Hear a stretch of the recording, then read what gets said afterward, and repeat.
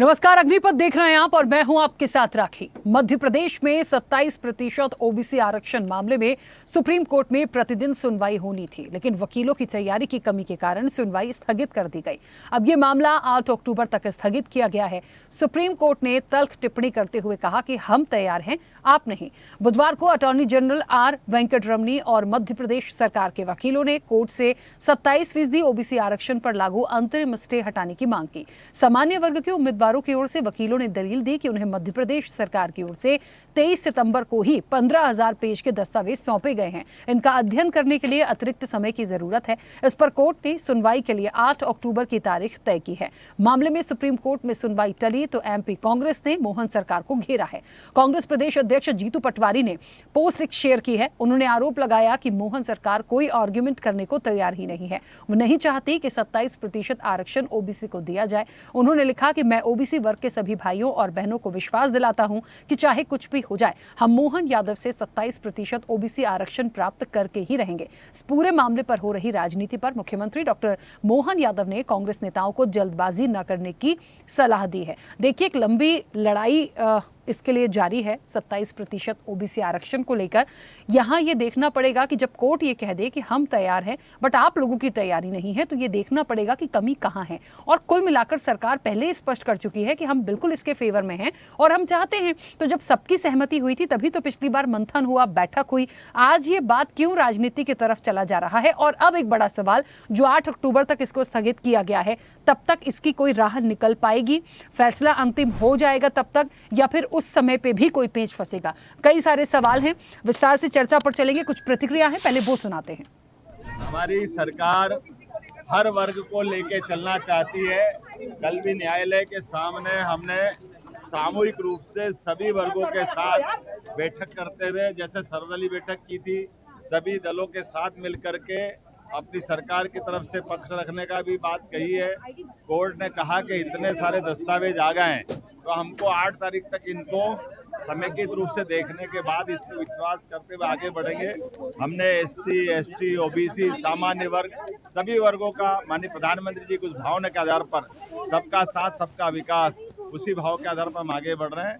मुझे इस बात का संतोष है कि सरकार निश्चित रूप से जब सबको लेके चलना चाहती तो माननीय न्यायालय भी इस बात पर गौर करते हुए जो 13% हमारे होल्ड जो बच्चे जिनको अलग अलग प्रकार की प्रतियोगी परीक्षा में उनको लाभ मिलना है, मुझे पूरा भरोसा उनको सबको लाभ मिलेगा और हमारी भावना से न्यायालय निश्चित रूप से सहमत होगा। देखिए, 27% ओबीसी आरक्षण को लेकर एक सहमति पहले बन चुकी थी, और जब कहते हैं सबकी सहमति होती है तो कहीं कोई परेशानी का सवाल नहीं उठता, क्योंकि मामला कोर्ट में था, इसलिए कोर्ट ने संज्ञान लिया। प्रॉपर तरीके से बात हो, पॉइंट्स रखे जाएं, कैसे हो सकता है। कोर्ट भी चाहता है कि कोई परेशानी नहीं है, जल्द से जल्द सारी चीजें हो जानी चाहिए। लेकिन अब जिस स्तर पर ये चीजें रुकी हैं, यहां से एक सवाल होता है कि अगली बार तक चीजें सॉर्ट आउट होंगी या नहीं होंगी। हमारे साथ मेहमान है, सीधे चर्चा पर चलते हैं। सबसे पहले आपका परिचय करा दें। भारतीय जनता पार्टी का पक्ष रखेंगे सागर कसेरा। सागर जी, बहुत स्वागत चर्चा में जुड़ने के लिए। और रामगोपाल राजपूत जी हैं, अध्यक्ष हैं अखिल भारतीय लोधी लोधा समाज के। रामगोपाल जी, आपका भी बहुत स्वागत है। ओबीसी कोर कमेटी से हमारे साथ धर्मेंद्र सिंह कुशवाहा जी भी जुड़े हैं। धर्मेंद्र जी, आपका भी बहुत स्वागत है। और ओबीसी महासभा से, राष्ट्रीय कोर कमेटी से लोकेंद्र गुर्जर जो सदस्य हैं, वो अब से कुछ देर में हमारे साथ जुड़ेंगे, उनका भी स्वागत है। मैं चर्चा की शुरुआत सबसे पहले सागर जी आपसे करूंगी। मेरी आवाज पहुंच रही है? हाँ, बिल्कुल बिल्कुल बिल्कुल राकेश। सागर जी, कहाँ परेशानी आ रही है? मैं ये सवाल और चर्चा आपसे शुरू इसलिए कर रही हूँ क्योंकि ये कहा जा रहा है कि सरकार ने 15,000 पेजेस की जो पूरे डॉक्यूमेंट है या दस्तावेज हैं वो 23 सितंबर को दिए हैं। उसका अध्ययन करने के लिए थोड़ा सा एक्स्ट्रा टाइम चाहिए। तो यदि ये प्रोसेस पहले हो जाता, ये चीज़ें हो जाती, तो शायद जो प्रतिदिन की सुनवाई होनी थी बुधवार से, वो प्रॉपर होती और इसका एक समाधान निकलता। कहाँ परेशानी आ रही है, या देरी हो भी गई है तो क्यों? क्योंकि सरकार तो इसके समर्थन में है।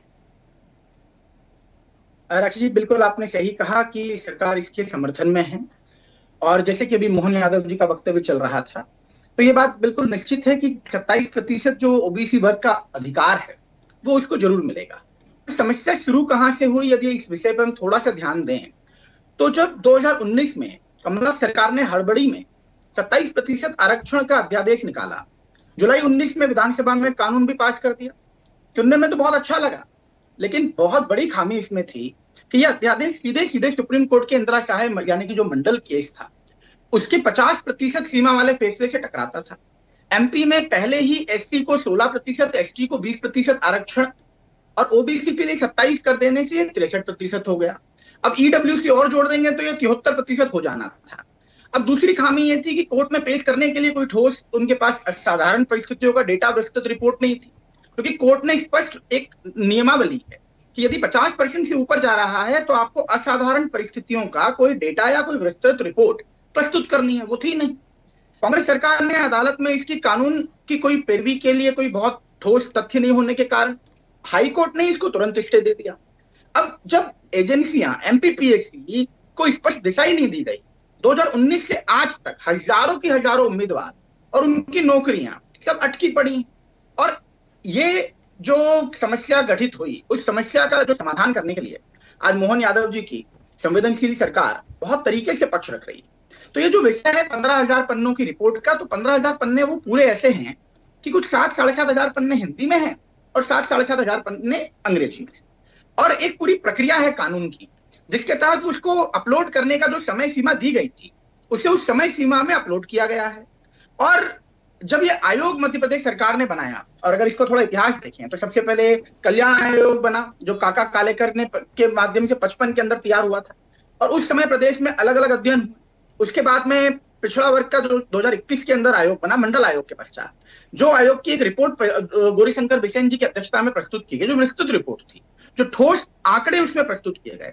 आयोग की रिपोर्ट में ओबीसी की सामाजिक, शैक्षणिक और आर्थिक स्थिति को तथ्यात्मक आधार पर रखा गया, और यही रिपोर्ट आज भारतीय जनता पार्टी की कानूनी लड़ाई की रीढ़ बनी।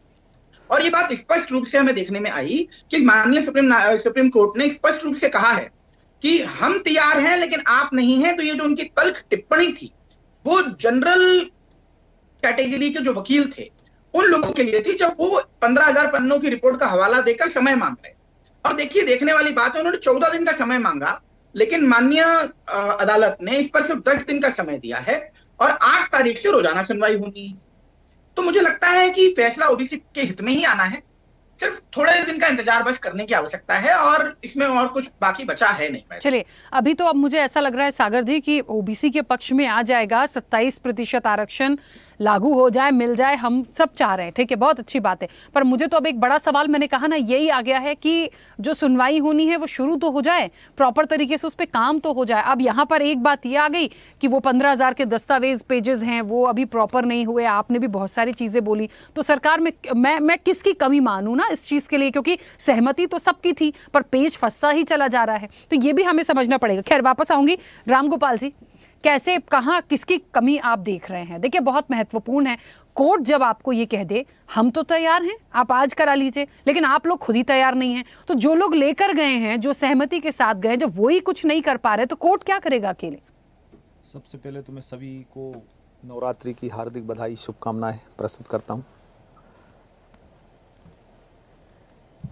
मध्य प्रदेश की सरकार और मध्य प्रदेश के मुख्यमंत्री चाहते हैं कि 27% आरक्षण ओबीसी समाज को मिले। ओबीसी महासभा के कई आंदोलन हुए, ओबीसी महासभा ने बहुत संघर्ष किया, उनकी मांग है कि 27% आरक्षण मिले, और ओबीसी समाज के सभी भाई और बहनों की मांग है। और सभी राजनीतिक दलों के साथ माननीय मुख्यमंत्री जी की बैठक हो चुकी है, एडवोकेट जनरल साहब भी सभी राजनीतिक दल और ओबीसी महासभा के साथ में बैठक कर चुके हैं। सबका समर्थन सरकार को है। सरकार में जो प्रस्तुतिकरण सुप्रीम कोर्ट में सरकार की ओर से जो लोग कर रहे हैं, एडवोकेट हैं, जो अधिकारी हैं, कहाँ कमी है, इस बात की चिंता हमें करना चाहिए। आपका सवाल सही है कि कहाँ कमी है। जब सब लोग सहमत हैं, सारे राजनीतिक दल सहमत हैं, सारे महासभा के, ओबीसी महासभा के सब संगठन सहमत हैं, तो फिर कमी किस बात की है? तो इस बात के लिए मैं माननीय मुख्यमंत्री जी से अनुरोध करूंगा कि इस पे चिंतन करें कि सरकार के जो ब्यूरोक्रेट्स हैं या जो हमारे एडवोकेट हैं, उनमें कहीं कोई कमी तो नहीं है, उसकी चिंता करके उसको दूर करना होगा।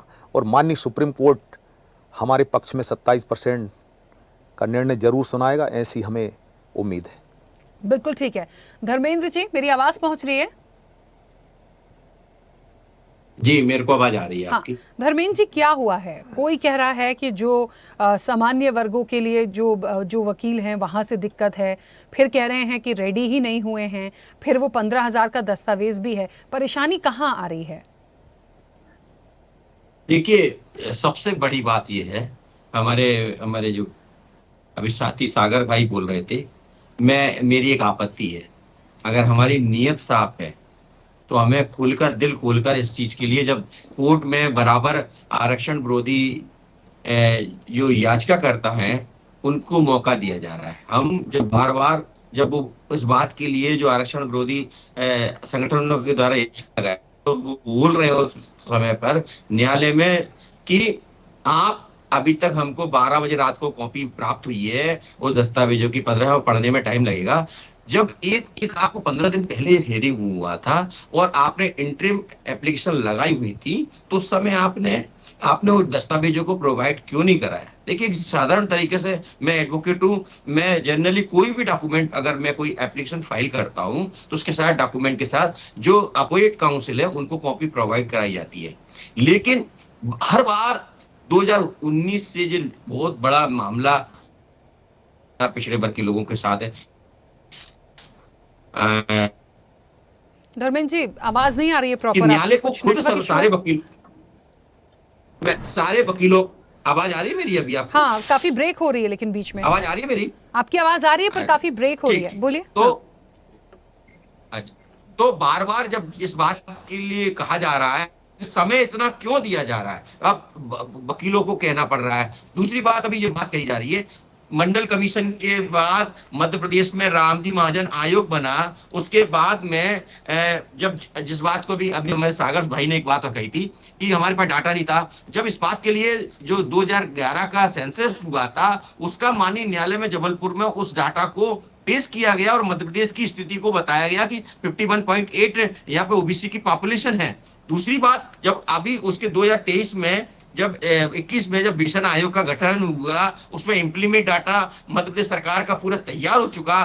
उसके कारण 2023 में जब जो नगर निगम नगरीय निकाय चुनाव में भी जिस प्रकार से मध्य प्रदेश सरकार को एक चुनौती तौर पर एक याचिका में ओबीसी रिजर्वेशन को खत्म हो गया था, उसको देखते हुए आपने पूरी डाटा प्रोवाइड करा दिया था। हम जब इस बात के लिए, अगर हम इस बात के लिए कह रहे हैं कि हम पूरी तरह से देने को तैयार है, नियत साफ है, तो हमें इस चीजों में जो डॉक्यूमेंट्री प्रॉपर होना चाहिए था, क्यों नहीं किया? दूसरी बात, एक और बात कहना चाहता हूं कि जो इंटरिम ऑर्डर की बात कह रहे हैं, 18/105 जो याचिका है, जिस पर यूथ फॉर इक्वलिटी के द्वारा याचिका प्रस्तुत की गई थी, और जो 13% होल्ड को रखने के लिए रोका गया था, उसको, लेकिन उसको आज वो याचिका अस्तित्व से खत्म हो चुकी है, वो अस्तित्व खत्म हो गया उस याचिका का, और सुप्रीम कोर्ट, हाई कोर्ट में खारिज हो चुकी है। लेकिन वो जो उस याचिका के कारण तमाम सारे विभागों में उस रोक लगा रखी है, उसको क्यों नहीं उनको भर्ती किया जा रहा? कहीं ना कहीं आपकी नियत साफ नहीं दिखाई दे रही है। मैं एक बात कहना चाहता हूँ, कानूनी तौर पर किस प्रकार से क्या अड़चन आ रही है। आप सामान्य प्रशासन विभाग के द्वारा एक पत्र जारी होता है 22 सितंबर 2022 का, और अभिमत के आधार पर महाधिवक्ता इस बात को कहते हैं कि इसको 8713 का फॉर्मूला रखिए। अगर वो, और उसका हल लिया 18/105 का याचिका का, उसमें कहा गया कि जब तक लंबित रहेगी तब तक उसको है ना, इन पोस्टों को होल्ड किया जाए। अब वो याचिका आज की तारीख में स्पष्ट आज है नहीं अस्तित्व में, वो खारिज हो चुकी है, तो आपने क्यों उनको रोक के रखा है? धर्मेंद्र जी, चलिए पूरी तरह। हाँ, एक सेकंड, मैं वापस आऊंगी। लोकेन जी की भी एक छोटी सी प्रतिक्रिया आ जाए। सागर जी एक सेकंड रुकिए, मैं वापस आती हूँ। लोकेन जी, देखिए, इस चर्चा, जैसे जैसे चर्चा बढ़ रही है, दो बातें तो क्लियर हो गई। मेरा तो मूल प्रश्न ही ये था कि जब सबकी सहमति थी तो फिर ये नौबत ही क्यों आई कि तैयारी नहीं थी? कोर्ट को क्यों बोलना पड़ा कि हम तैयार हैं, आप लोग तैयार नहीं हैं, जब सबकी सहमति है तो? दूसरी चीज, अभी जैसे धर्मेंद्र जी कह रहे थे कि जब उस टाइम पे क्लियरिटी हो गई थी तो फिर आपको उसी समय पे चीजें दे देनी चाहिए थी, तो इनको भी कष्ट नहीं होता, सारी चीजें। देखिए, सबकी प्रॉब्लम को समझना पड़ेगा। अब मामला क्या होता है, 8 अक्टूबर तक चला गया। अब उस ड्यूरेशन में क्या होगा, मामला तब तक टला है, उसके बाद होगा, पहले होगा, उस बीच के अंतराल में क्या होगा? ऐसा तो नहीं कि तब तक 8 अक्टूबर आएगा तो फिर कोई एक नई चीज आ जाए। तो जो मंशा, जो सवाल उठाया जा रहा है कि क्लियरिटी नहीं मिल पा रही है, अब ये भी नहीं कह सकते कि सरकार की मंशा नहीं है। मोहन यादव साहब कह चुके हैं कि भाई हम चाहते हैं तमाम चीजें हों, तो फिर कमी कहां, कौन जिम्मेदार? देखिए, मैं जिस तरीके से भी जो आपकी जो बहस का जो सब्जेक्ट है कि तारीख पे तारीख क्यों, ओबीसी महासभा विगत कई वर्षों से अपने हक अधिकार के लिए रोड पर लड़ रही थी। 2019 में ओबीसी महासभा और ओबीसी वर्ग के एक आंदोलन और दबाव के चक्कर में जिस तरीके से जो ओबीसी को रिजर्वेशन मिला, उसके बाद से तारीख पे तारीख चलती आ रही है। उसमें सबसे बड़ी जो चीज़ की कमी है वो है दिल की। सब राजनीति करना चाहते हैं, ओबीसी का वोट सब लेना चाहते हैं, लेकिन उनको हक अधिकार कोई नहीं देना चाहता है। उस दिन की सुनवाई में मैं दिल्ली में उपस्थित था और पूजा धार और उन लोगों ने जो भी नोडल थे उन्होंने उनसे बोला कि हमें रात में ही डॉक्यूमेंट मिले हैं और ये डॉक्यूमेंट हमें पढ़ने के लिए समय चाहिए, उसके बाद हम कहें।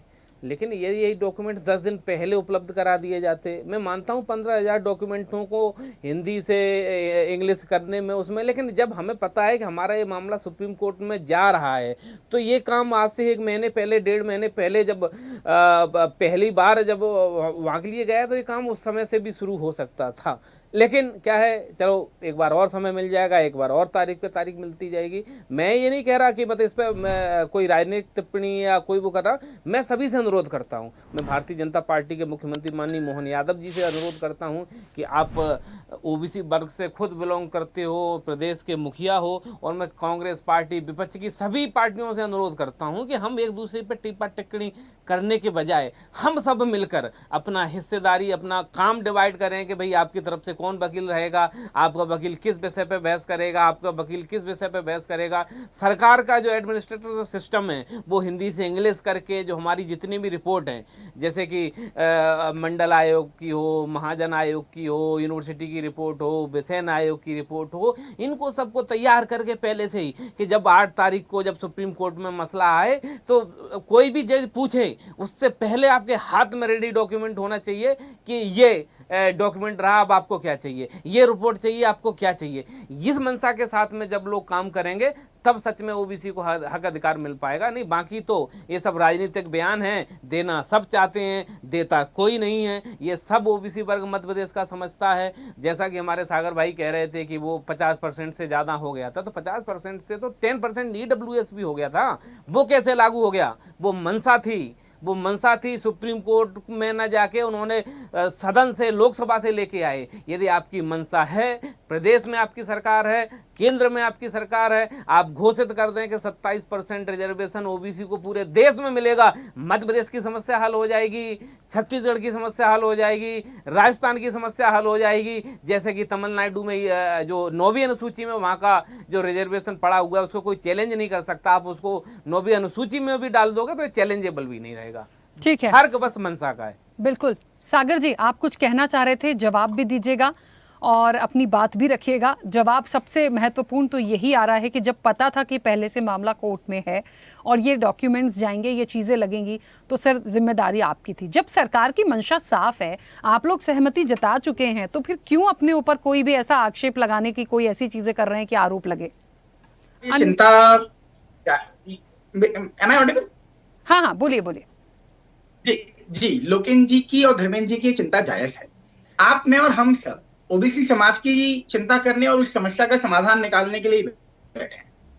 लेकिन आप सबको ये पता होगा कि जब मंडल कमीशन की रिपोर्ट आई थी तो सबसे ज्यादा विरोध किस पार्टी ने और किन के नेताओं ने किया था?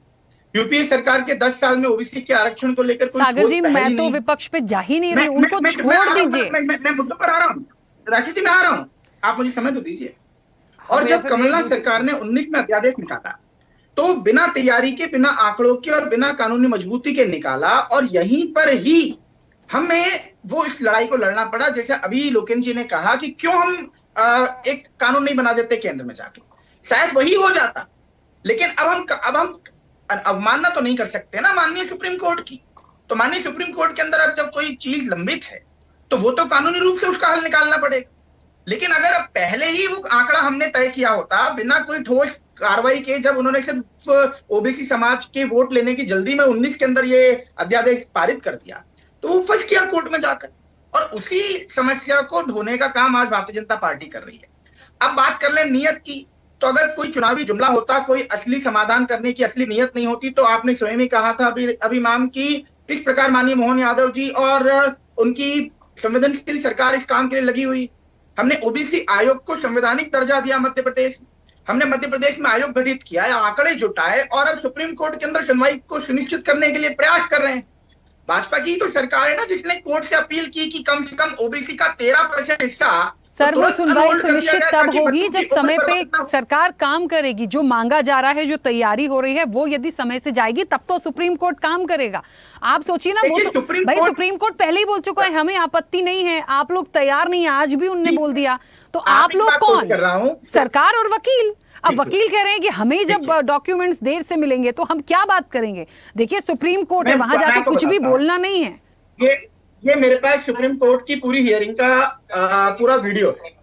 अब इस वीडियो में आप स्पष्ट रूप से देख सकते हैं कि इस वीडियो के अंदर किस प्रकार से विपक्ष के वकील ने अपनी दलील दी। ये उनकी डिलेइंग टैक्टिक्स होती और बकायदा सुप्रीम कोर्ट ने उनको लताड़ लगा करके कहा कि हम तैयार हैं। भारतीय जनता पार्टी के अटॉर्नी जनरल जो सरकार का पक्ष रख रहे हैं वो तैयार है, लेकिन तैयारी उनकी नहीं थी। और 14 दिनों का समय मांगने के बाद कोर्ट ने उनको मात्र 10 दिन का समय दिया। और एक बात इस वीडियो में और भी देखने में आई कि कांग्रेस के वकील बीच में खड़े होकर जो कांग्रेस का पक्ष रख रहे थे, उन्होंने एक हास्यास्पद टिप्पणी की तो सुप्रीम कोर्ट ने उनको भी लताड़ लगाई। देखिए सागर जी, मैं बस इतना जानती हूँ, आप लोग चाहते हैं, ओबीसी महासभा चाहती है, विपक्ष भी चाहता है कि 27% आरक्षण होना चाहिए। और अब यदि आप लोग वहां कह रहे हैं कि नहीं, वहां पे कोई क्रॉस भी कर रहा है, तो ये बिल्कुल गले से नहीं उतरती, ये चीज समझ से परे हो जाता है। ऐसे कोई चीजों को क्रिएट मत करिए। हाँ, कुछ कहना चाह रहे हैं, जल्दी से बोलिएगा, समय हो गया। हाँ धर्मेंद्र जी। मैं एक बात कहना चाह रहा हूं, हमारे सरकार की ओर से जो सागर भाई आए हुए, देखिए आपके द्वारा ही, आपकी सरकार के द्वारा कुछ विभागों में 27% आरक्षण को लेकर कुछ विभागों में आपने 27% आरक्षण के तौर पर भर्ती की है।